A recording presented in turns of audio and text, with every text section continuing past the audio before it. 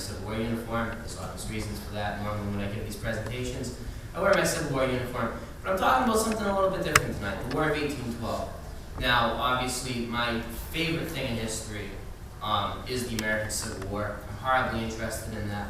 But I also enjoy early American history, because in that span from the founding of our country to the Civil War is really, I think, in my opinion, the most crucial time in American history, because it's really when the nation becomes the United States of America.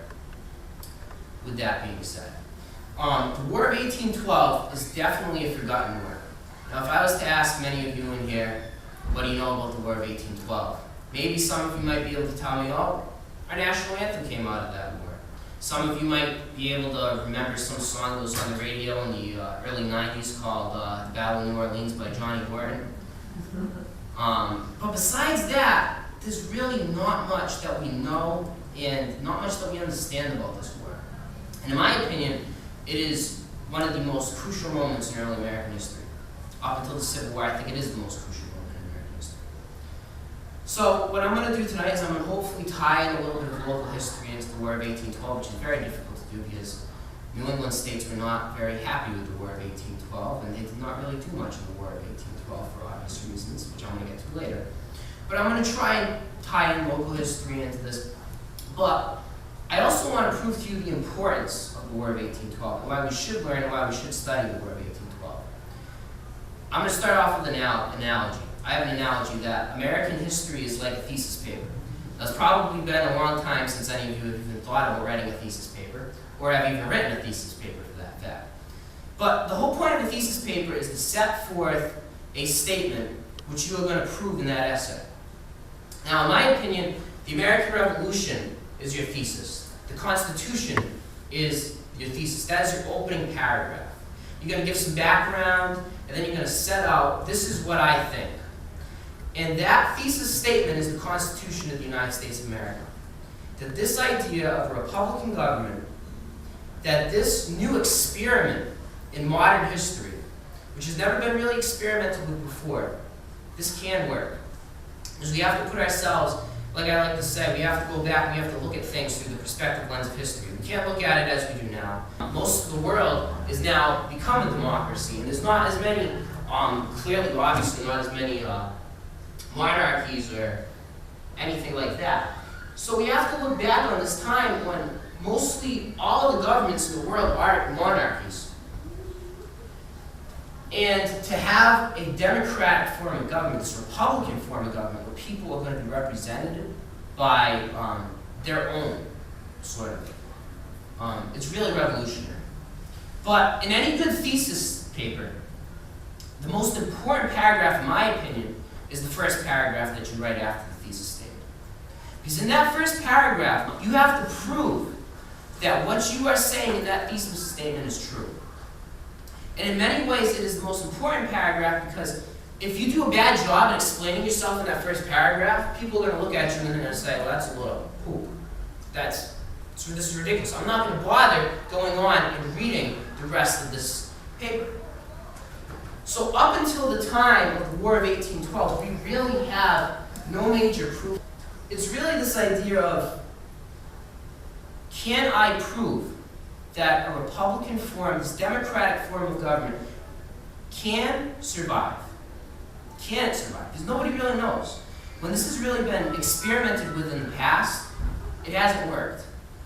I mean, to really find a government that was a Republican form of government, you have to go all the way back, nearly 1,700 years into the past, to ancient Rome. That's really the last major form of Republican government. Up until that time, we have the feudal period in Europe, and then we have the absolute monarchs in Europe. So this really, it is a new idea. And I hope that I can prove that the War of 1812 is a good first paragraph to the thesis paper. And that it did prove that America can and will survive. There's three major theaters of the war. We have at sea, which is primarily in the Atlantic Ocean. We have the Great Lakes and the Canadian frontier region, and we have the Southern States region. And I'm going to kind of systematically go through each one of these major theaters. First thing I want to talk about is one of the first moves by the British is to blockade America. They're going to set up, you can see those little triangular things that go right down the coast. I love this new clipper, by the way. I got this for my birthday. I love this thing. It's so cool. It's got a little laser and stuff. But they're going to set up a blockade all the way down the eastern seaboard. But I want you to take note of something. There's a little gap over here. Remember, New England is friends with Great Britain all the way over here across the sea. The British are going to allow the New Englanders to go through the blockade. They're going to not blockade them because you've got to remember, the British are still fighting a war against Napoleon over there in Europe. They need supplies. And one of the major places that they're getting those supplies from to fight that war is New England. So throughout much of the war, New Englanders are going to continue to trade with Great Britain. But that blockade, it cuts down on American trading big time. It's similar to the Anaconda Plan, which we're going to use in the Civil War. I know I compare everything to the Civil War, but that's because that's what I know a lot about. But the Anaconda Plan in the Civil War is very similar thing. We're going to cut off the trade with the South, and it's going to have a very similar effect on the American nation as a whole. But the Americans are going to start to do something pretty cool. There's this lovely thing called a privateer. Anybody know what a privateer is?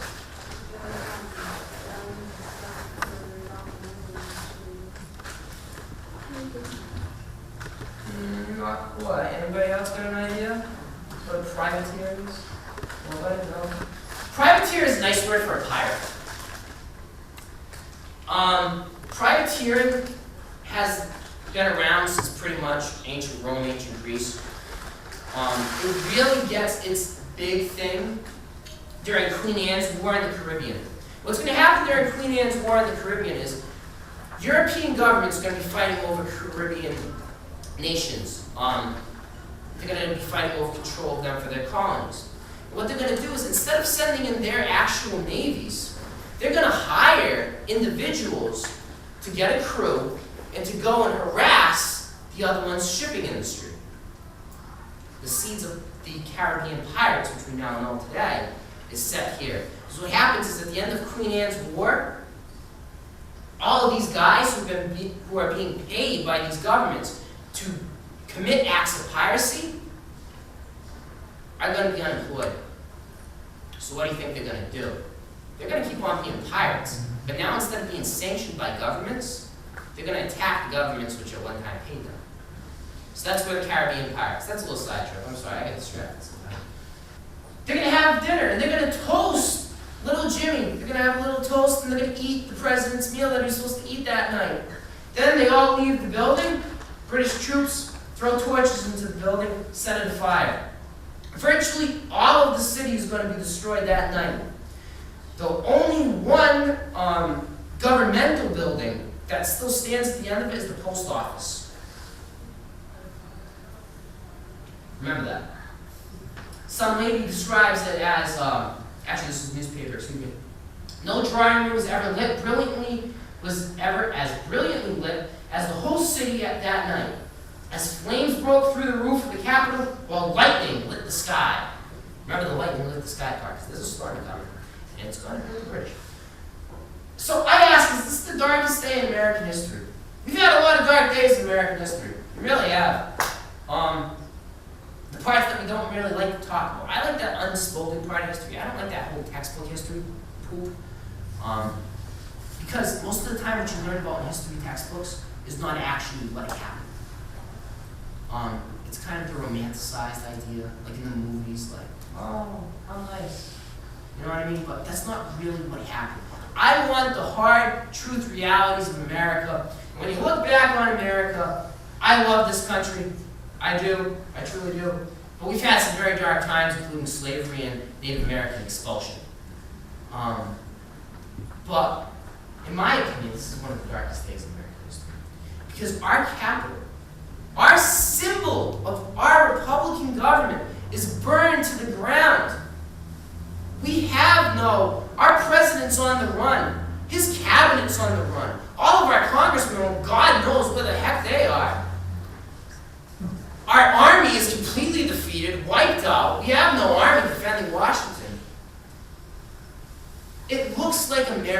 about to collapse.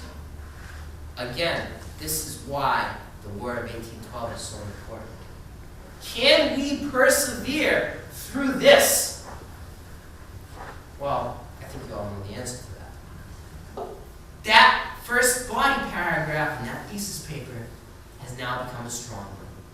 That we can meet adversity, we can meet troubles, but we can still persevere and push on. Now, obviously, that thesis paper is only strengthened later on with the American Civil War, when the country divides on itself, with World War I, World War II. But that first important body paragraph, that first important piece of proof, the War of 1812. It sparks an economic period in America, a good economic period. And it's called an era of good feeling. America is prosperous. We do good. It helps to build up the economy. Industry begins to build in the North. Federalists in New England, who had pushed for secession, are now traitors. So the Federalist Party ultimately dies. This is going to lead to the development of the Whig Party, and later the Republican Party in 1856. When the Republican Party starts to come into power, but the Whigs first. So, in my opinion, for what it's worth, this is a turning point in American history. Because up until this point, there has been no proof that America can survive. And this is it. Two men's legacy. James Madison, we never talk about this poor man. Even though he created our Constitution for us virtually. And some people argue that he didn't do a good job in the War of 1812. Getting us into the War of 1812 was a mistake. I kind of agree with that. The War of 1812 was a mistake thing. But nevertheless, he was able to persevere through it all. And Andrew Jackson was going to be pushed to the, ultimately by this war, to the presidency of the United States, because the seventh president of the United States of America. America can and will survive. Patriotism. If you are interested in the Civil War, I believe I am doing a 5-week program on the Civil War in the spring on Gettysburg. So if you are interested, keep your eyes and ears open for that. Besides that, thank you for coming, guys. Have a good night.